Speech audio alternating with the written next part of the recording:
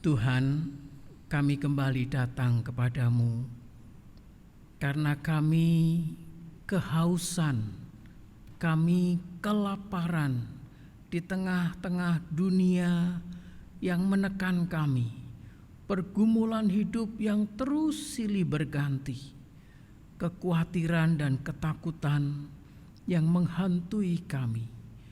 Karena itu ya Tuhan, kami sadar kami benar-benar terbatas. Kami lemah Tuhan. Kami memerlukan kekuatan dari firman-Mu. Pagi hari ini, biarlah kami membaca dan merenungkan firman-Mu. Ketika kami beribadah kepadamu, Tuhan, kiranya Engkau memberikan kepuasan di dalam hati dan pikiran kami. Tuhan, terima kasih. Biarlah firman yang kami baca, kami renungkan, menjadi kekuatan bagi tubuh kami. Urapi setiap kami ya Tuhan, baik hamba-Mu yang menguraikan firman, jemaat-Mu yang ada secara onsite di dalam gereja. Engkau berikan kepuasan, Engkau berikan kelegaan, dan Engkau juga melindungi ya Tuhan. Engkau juga menolong setiap jemaat-Mu yang ada di rumah. Ketika mereka datang dan beribadah, kiranya Engkau juga menyapa, hadir dalam hidup mereka. Tuhan, tolonglah kami untuk waktu yang singkat ini. Di dalam nama Tuhan Yesus kami berdoa. Amin. Silahkan duduk Bapak Ibu Saudara yang dikasihi Tuhan. Shalom saudara yang dikasihi Tuhan. Saudara-saudara yang dikasihi Tuhan, pada hari ini kita kembali beribadah secara onsite dan kita bersyukur saudara ya, kesempatan kerinduan kita untuk boleh beribadah dan bertemu muka walaupun tidak bisa berdekatan, tetapi ketika kita bertemu muka, kita melihat ekspresi secara utuh dari sahabat-sahabat kita, kita merasakan ada persekutuan yang indah. Saudara-saudara yang dikasihi Tuhan, dalam kehidupan ini terus berjalan dan bertumbuh. Saudara-saudara, secara fisik kita tahu dari anak bayi tumbuh kemudian menjadi dewasa dan kemudian menjadi lansia. Saudara-saudara, dalam kehidupan kita ya, kadang-kadang perjalanan hidup ini ya, sampai di mana kehidupan kita ditentukan pada masa-masa awal pertumbuhan. Maksud saya begini saudara ya, kalau kita waktu anak-anak itu kan masih secara fokus secara fisik ya, bagaimana bertumbuh, tangan itu dikoordinasi dengan baik gitu ya saudara ya. Lalu kemudian pada masa remaja, nah ini masa-masa pembentukan identitas diri saudara. Siapa diri saudara itu akan dipengaruhi sangat banyak pada saat-saat remaja. Secara mental di sana akan menggambarkan siapa saudara nanti. Apa yang akan saudara kerjakan? Mengapa saudara mengalami hal seperti itu? Mengapa saudara mengejar hal itu? Biasanya ketika mental saudara bertumbuh, itu di saat-saat usia remaja saudara ya, saudara mencari identitas diri saudara. Nah saudara, permasalahannya adalah kerap kali ketika pertumbuhan remaja itu, masa-masa remaja terjadi, kadang-kadang pertumbuhan itu tidak tercapai atau tidak terbentuk identitas kita dengan benar. Saudara, secara umum saudara ya, dan saya juga coba merefleksikan hidup saya pada masa remaja. Saudara, saya di tengah-tengah komunitas yang cukup berbeda dengan saya saudara ya. Saya secara etnis memang keturunan Tionghoa, tetapi fisik wajah mungkin orang tidak melihat saya seperti kalangan orang dari Jawa. Tetapi saudara ya, di antara orang Tionghoa, ketika saya sekolah di sekolah yang mayoritas Tionghoa, maka saya kelihatan seperti orang Jawa. Ya, sebaliknya ketika saya hidup di kampung, Saya dianggap dan bahkan ya pada masa kecil itu dikata-katain gitu ya, diedek, diejek, saudara ya. Dan itu melukai hati saya. Kadang kalau bermain, kadang saya disingkirkan dalam tanda kutip. Nah karena itu saudara, saya harus berjuang lebih dari orang lain. Jadi kalau saya ingat pada masa remaja, masa kecil, saudara, saya di lingkungan yang saya anggap relatif sulit, tapi saya dipaksa untuk bertumbuh. Saya mempunyai skill permainan kelereng pada waktu kecil di atas rata-rata. Saya bisa bermain pingpong dengan baik hari ini, ya karena itu saudara. Kalau bermain pingpong baru sebentar bisa diusir. Saya ngalah karena masih kecil dan berbeda dengan yang lain. Tapi di rumah saya berlatih dengan segala keterbatasan. Lalu saya membanggakan diri saya. Itu terbentuk identitas saya. Di sekolah ketika saya memiliki kemampuan eksakta, kemampuan fisika yang baik, maka saya banggakan itu. Kelemahan yang lain di sisi bahasa saya memiliki kelemahan. Saudara, identitas itu terbentuk ketika saat-saat masa pertumbuhan. Masalahnya banyak hari ini orang-orang dewasa yang identitasnya belum bertumbuh. Bahkan ironinya bertumbuh secara negatif. Secara sederhana saudara ya, saya tarik aplikasi yang sederhana ya. Kadang-kadang kenapa seseorang sangat merindukan uang? Kalau ngomong uang itu, waduh carinya setengah mati. Mungkin pada masa pertumbuhan dia mengidolakan, bahkan dia menganggap bahwa uang itu segala-galanya. Apakah benar dalam hidup ini uang segala-galanya? Ada orang-orang tertentu pada masa remaja dia disadarkan bahwa kesehatan itu luar biasa. Maka hidup sehat itu harus, makan sehat itu harus. Saudara sampai tua, waduh orang ini menjaga kesehatannya, makanannya, selalu nge-gym. Dia pokoknya enggak ibadah enggak apa-apa, tapi yang penting makan sehat, olahraga teratur. Apakah betul itu segala-galanya? Saudara-saudara yang dikasihi Tuhan, karena itu saudara-saudara, pertumbuhan mental, pertumbuhan kedewasaan kita sangat tergantung dari masa-masa waktu kita remaja dan lingkungan kita. Dan kemudian itu membentuk memori, apa yang terekam, memori yang kuat dalam diri kita.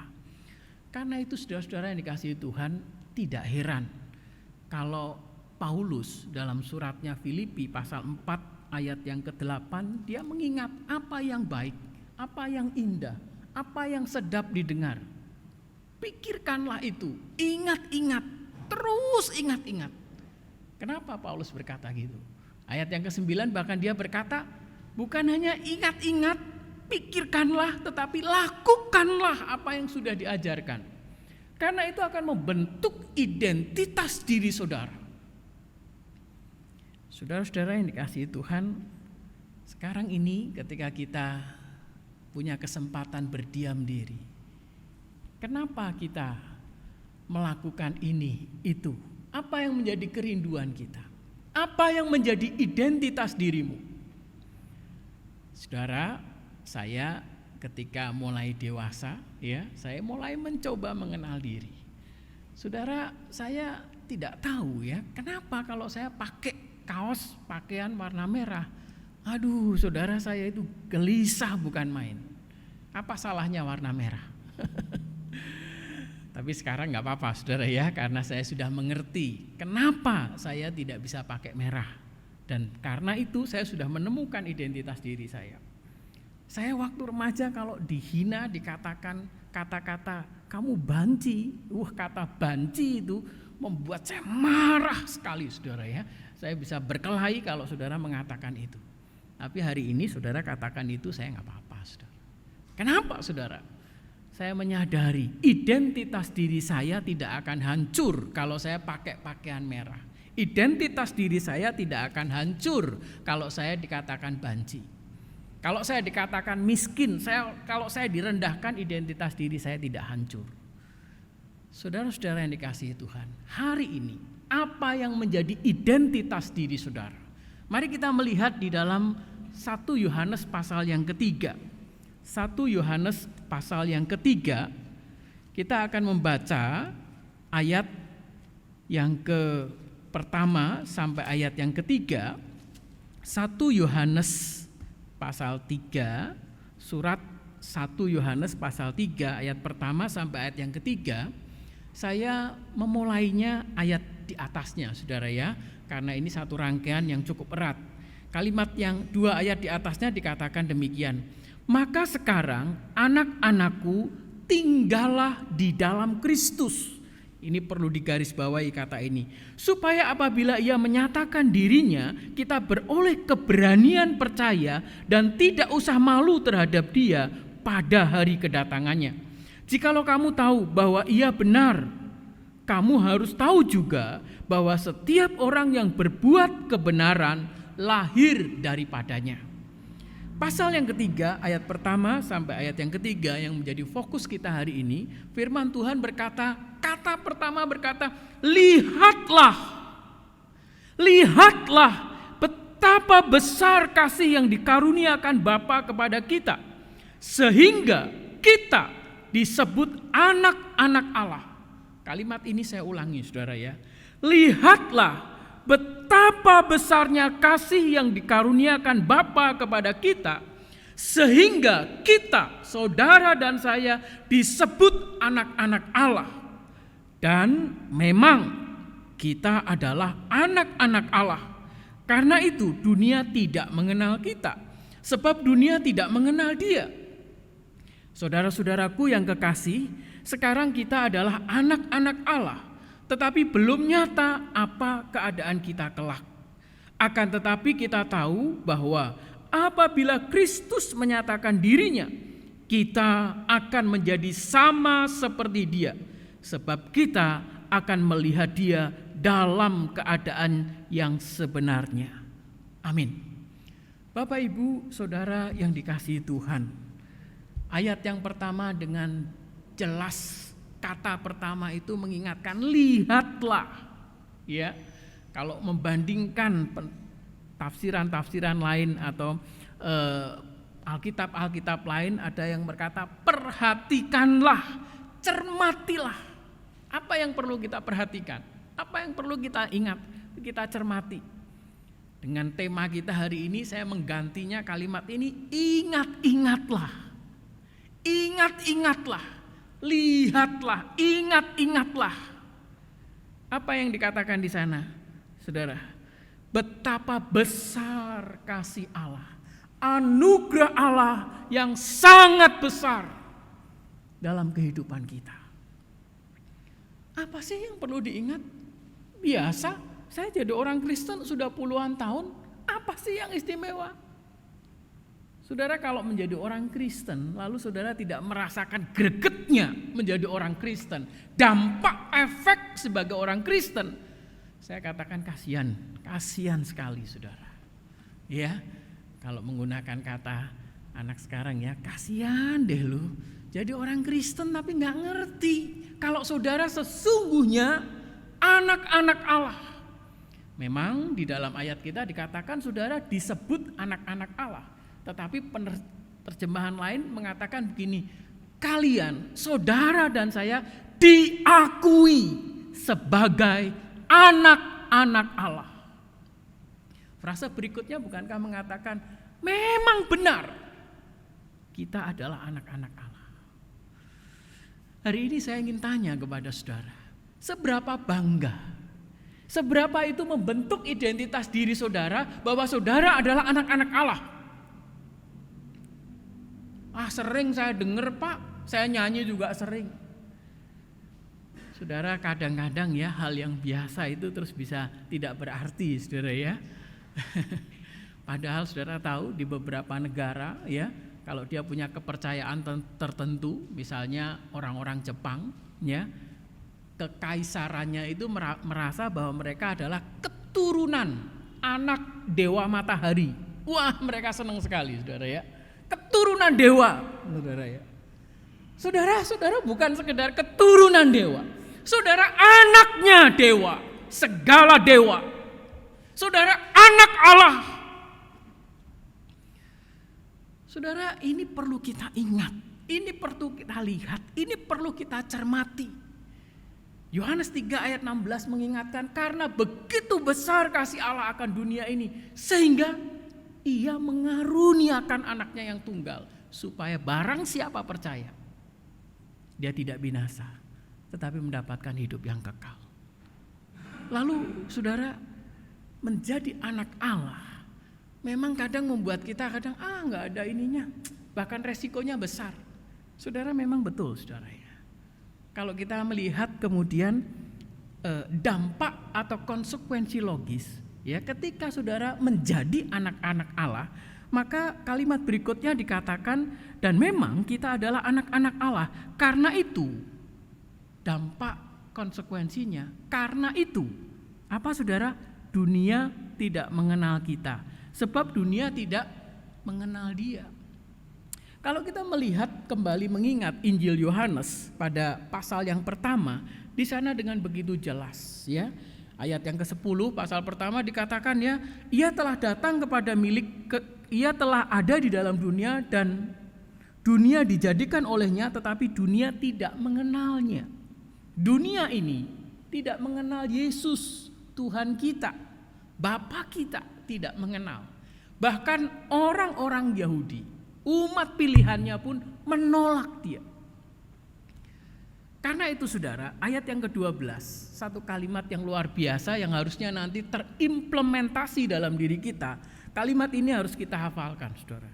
Kalimat ini berkata demikian, tetapi semua orang yang menerimanya diberinya kuasa supaya menjadi anak-anak Allah, yaitu mereka yang percaya dalam namanya.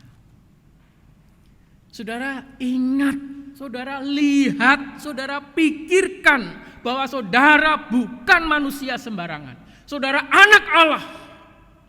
Identitas saudara bukan karena jabatan saudara, bukan karena gelar saudara, bukan karena seberapa deposito saudara, bukan karena seberapa cantik, seberapa baik saudara, bukan. Tetapi identitas itu saudara adalah sebagai anak-anak Allah. Amin saudara. Amin saudara. Sungguh saudara kita anak Allah.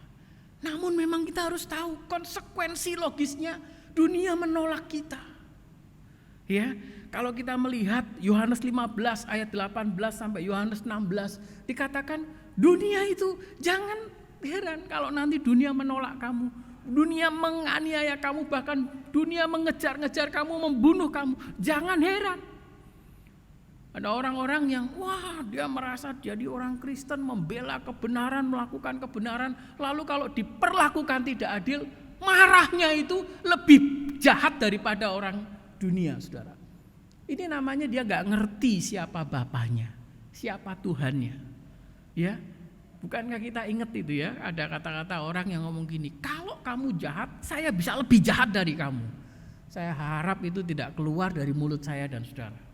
Karena kalimat itu menunjukkan betapa kita lebih jahat dari orang dunia, lebih jahat dari orang yang melukai hati kita. Saudara-saudara, identitas kamu, identitas saya, identitas saudara adalah sebagai anak-anak Allah. Dan dunia itu menolak. Saudara-saudara yang dikasihi Tuhan, kalau kita melihat bagian-bagian dari surat Paulus dengan bukti-buktinya bagaimana dunia menolak, saudara harus tahu, lalu bagaimana cara kerja, lalu bagaimana kehidupan kita di tengah-tengah dunia ini, saudara. Saudara, saya kembali ingin membuat garis tebal untuk ini, saudara ya. Ingat, kita itu disebut anak Allah, sebenarnya siapa saudara? Siapa saya? Wah, saya layak masuk surga, Pak. Saya itu suka nolong orang. Saya itu orang baik. Saya rajin berdoa. Saya suka memberikan persembahan. Apakah itu caranya? Sikap kita sebagai anak Allah? Saudara, saya kasih tahu. Kita tidak pernah layak menjadi anak Allah.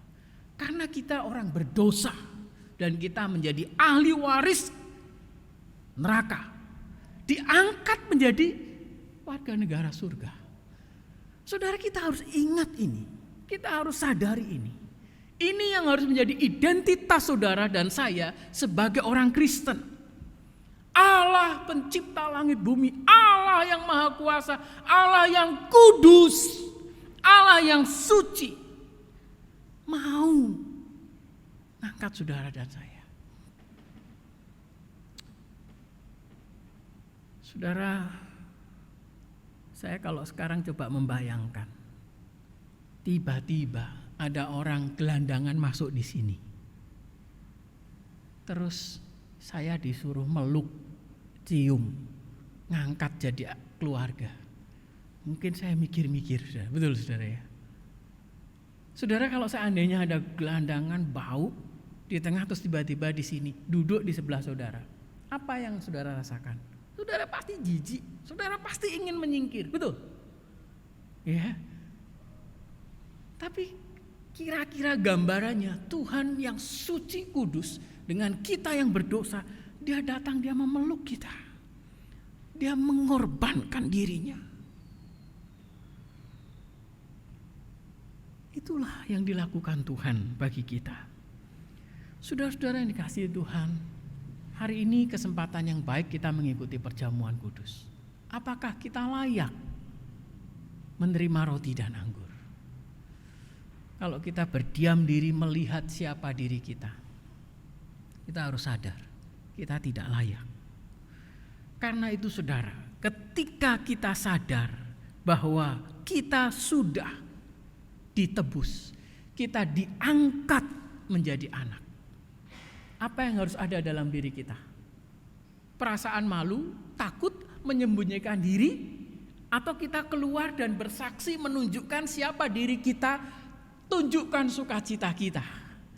Bukan kesombongan, tetapi kepuasan hati kita atas apa yang Tuhan perbuat. Karena kita mendapatkan sukacita yang besar.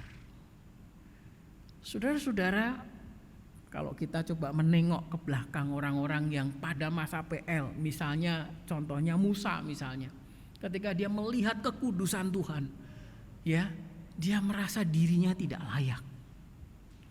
Tuhan dengan jelas copot tali kasutmu karena tempat di mana kamu berdiri itu kudus. Ketika Yesaya berdoa kepada Tuhan, minta kelepasan atas penderitaan yang dialami. Lalu Tuhan menunjukkan dirinya, saya panggil kamu. Lalu dia berkata, aku tidak layak, aku orang berdosa. Rasul Paulus ketika dia dipanggil, dia sadar. Sebelumnya dia kayak orang yang hebat saudara ya. Cari orang Kristen, dia bunuh, dia menunjukkan siapa dirinya saudara ya. Orang yang terpelajar, orang yang luar biasa. Tapi bertemu dengan Tuhan, dia tidak layak. Bahkan dia menuliskan dengan jelas, di antara para rasul, aku yang paling hina, aku yang paling tidak layak. Saudara tahu Alkitab siapa yang banyak yang nulis? Rasul siapa yang banyak nulis Alkitab? Paulus. Yang banyak memenangkan orang di luar Yahudi, Paulus. Pengajarannya yang sangat menginspirasi banyak orang, Paulus. Tapi di Alkitab dengan jelas dia berkata, aku tidak layak. Perasaan yang sama, tidak layak di hadapan Tuhan, membuat bersukacita ilahi. Tidak menyembunyikan diri, tidak menutup diri, tapi bangga sebagai anak-anak Allah. Kalau ada orang Kristen yang lagi makan di restoran mau doa malu gitu ya, ya saya bisa memahami. Mungkin dia belum tahu siapa identitas dirinya. Saya paham, saudara ya. Tetapi seharusnya kita bangga, ya. Bahkan kalau kita dianiaya di antara orang lain, dihina, kita bangga. Wah, kamu hina saya, terima kasih. Berarti saya memang betul nih anak Tuhan, orang bukan dari dunia, dari surga. Berani gitu anak-anak muda kalau ada yang menghina kamu. Saya ingat sekali saudara ya, di kampung kadang dikatakan, oh Cina lu Cina. Aduh kadang-kadang nanti lagi permainan, oh kamu gak boleh main. Aduh saya ngomong, apa salah saya? Bayangin dulu kalau permainan kelereng, saudara tahu gak? Kalau orang kan ada iurannya gitu ya, 2 gitu ya. Saya dipaksa, kamu kalau mau ikut iurannya 4. Saya ngomong oke, saya ngalah saudara. Saya menang tetepan saudara. Saudara, saya main pingpong, lagi main itu diusir saudara, jangan, karena ya kan bukan meja pingpong saya saudara ya. Tapi saya di rumah saya berlatih pingpong, saya pelajari sendiri. Walaupun saya tidak bisa sehebat orang lain, tapi saya bisa mempunyai identitas yang baik. Tetapi ketika saya bertemu Tuhan, ketika saya membanggakan diri saya bisa ini, saya bisa itu.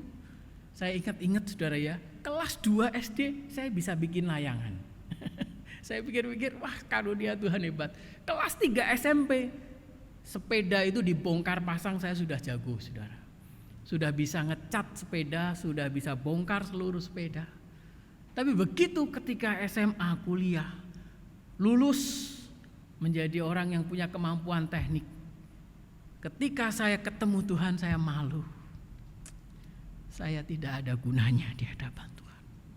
Kalau bukan karena anugerah Tuhan, saya tidak ada artinya. Karena itu ketika dipanggil jadi hamba Tuhan, saya sangat bersyukur. Dan apa yang ada pada saya persembahkan kepada Tuhan. Talenta yang Tuhan berikan saya persembahkan kepada Tuhan. Kalau hari ini saudara dikasih karunia suara yang bagus, persembahkan untuk Tuhan. Kalau saudara sekarang memiliki talenta bermain musik, persembahkan untuk Tuhan. Karena saudara bukan lagi orang-orang yang mengaktualisasikan diri, mencari identitas atas harta benda ini. Tetapi saudara adalah anak-anak Tuhan. Saudara, kadang-kadang kalau saya pergi ke rumah orang tertentu, saudara ya, tentunya bukan orang sembarangan ya, itu di ruang tamunya, kalau dia jabat tangan dengan Presiden SBY gitu ya, jabat tangan dengan dapat penghargaan dari Presiden Jokowi, itu dicetak besar-besar fotonya, saudara, ditaruh di ruang tamu, saudara. Apalagi terus punya jabatan anaknya jenderal gitu, saudara ya, pasang besar-besar di ruang tamu, bangga sekali, saudara. Bagaimana dengan saya dan saudara ketika saudara diangkat menjadi anak Allah, diakui oleh Tuhan bahwa saudara adalah anak-anak Allah. Itu berarti saudara punya relasi. Konsekuensi logisnya kita ditolak oleh dunia, iya. Tapi konsekuensi logisnya juga saudara punya hubungan istimewa oleh Tuhan. Saudara punya bypass. Saudara, kira-kira hari ini kalau anak-anaknya Jokowi itu kalau mau telepon, dia punya nomor teleponnya enggak? Kalau mau telepon ke bapaknya, langsung dia bypass saudara ya. Enggak perlu lewat sekretaris, dia punya nomor pribadinya.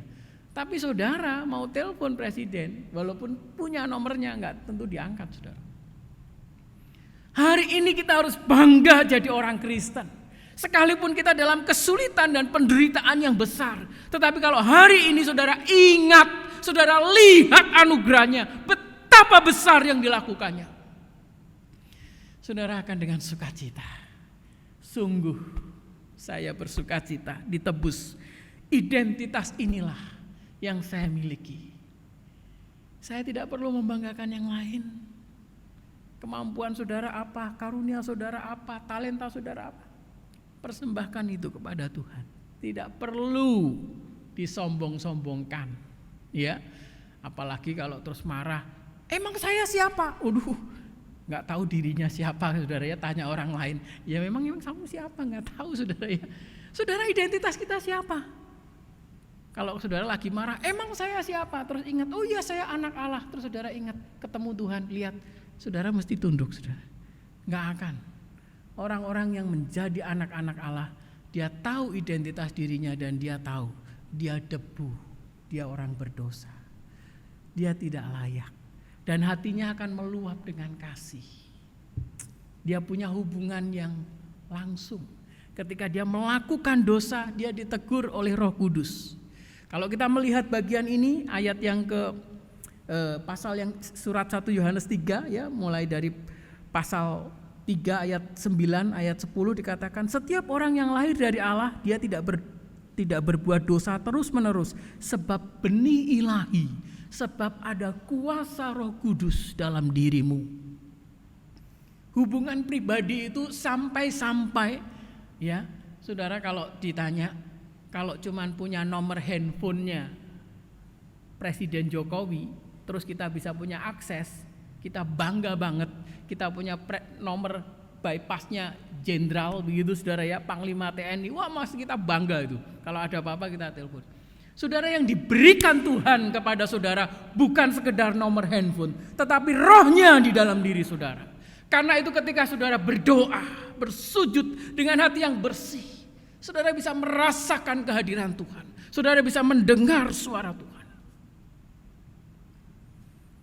Saudara yang dikasihi Tuhan, yang diberikan Tuhan bukan sekedar nomor handphone, bukan sekedar jabatan, bukan sekedar hak sebagai anak Allah, tetapi meterai itu Roh Kudus di dalam diri saudara. Saudara, ini hal yang luar biasa, karena kita punya hak sebagai anak Allah, kita memiliki identitas sebagai anak Allah, kita menerima Roh Kudus. Saudara, kalau itu ada dalam dirimu dan diriku. Ayat yang ketiga dalam pasal ini dikatakan, setiap orang yang menaruh pengharapan itu kepadanya menyucikan diri sama seperti Dia yang adalah suci. Jadi setiap orang yang mengatakan dirinya anak Allah, ya, kemudian berbuat ngawur, saya yakin 100% dia munafik, saudara. Kalau dia mengatakan anak Allah, maka dia akan hidup dengan suci, hidup dengan hati-hati. Dia tidak sembarangan marah, dia tidak sembarangan, dia akan tahu, dia akan menyucikan dirinya, dia akan hidup berbeda dengan dunia ini. Kenapa? Karena roh tadi, karena handphone itu selalu berdering, online terus dengan Tuhan. Begitu kita ngomong sesuatu yang tidak berkenan di hati Tuhan, dia kaget, saudara ya. Tidak usah nunggu telepon, Roh Kudus itu langsung memberikan sinyal. Saudara, betapa bersyukurnya kita sebagai anak-anak Allah. Ya, saudara, apa saudara mau diangkat jadi putra mahkota Sunda Empire yang sekarang kaisar dan panglimanya dihukum 2 tahun. Itu sedang cari putra mahkota, saudara ya, untuk menggantikan jabatannya. Saudara, itu kerajaan fiktif aja, dia sampai bangganya menceritakan sejarah yang diomongin ngawur, bangganya bukan main itu yang dihukum itu, saudara ya. Saudara, kita bukan seperti itu. Memang kenyataannya Tuhan belum hadir. Tapi sejarah membuktikan ketika dia mati, kemudian dia bangkit dalam tubuh kemuliaan. Dan dia berjanji akan datang. Dan hari ini kalau nanti Tuhan datang, kita memiliki tubuh yang serupa dengan dia. Luar biasa, tubuh kemuliaan. Karena itu kalau sekarang hari ini kita mengalami kesulitan, penderitaan, saudara datang kepada Tuhan. Saudara harus yakin, segala macam kesulitan, penderitaan tidak akan menghancurkan saudara. Tapi sebaliknya membuat saudara kuat dan dekat kepada Tuhan. Karena itu saudara-saudara, mari dengan sikap hati yang puas, berterima kasih, kita bersyukur kita sebagai anak-anak Allah. Mari kita berdoa. Tuhan, kami sungguh bersyukur kalau Engkau bukan hanya menyebut kami, tetapi Engkau juga mengakui kami. Engkau bahkan membuktikan dirimu mati di kayu salib untuk menjadikan kami sebagai anak-anak-Mu. Bahkan Engkau memberikan kami kuasa, memberikan kami Roh Kudus. Tuhan, konsekuensi logis yang harus kami terima, orang dunia menolak kami karena kami sadar, kami ingat umat pilihan-Mu pun salah sangka terhadap Engkau. Karena itu ya Tuhan, biarlah hati kami dipenuhi dengan Roh Kudus-Mu, karena kami adalah anak-anak Allah. Kami mau melihat anugerah-Mu yang besar dan terus mengingat-ingatnya, dan itulah identitas diri kami sebagai anak-anak Allah. Terima kasih Tuhan. Dalam nama Tuhan Yesus kami berdoa.